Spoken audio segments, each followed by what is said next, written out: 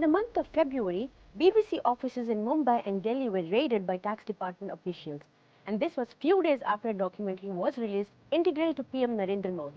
This documentary was later blocked by the government.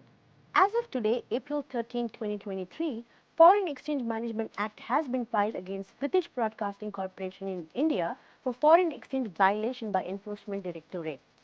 Director of BBC India and 6 employees have been interrogated so far. The inquiry is looking at foreign direct investment violations by the company.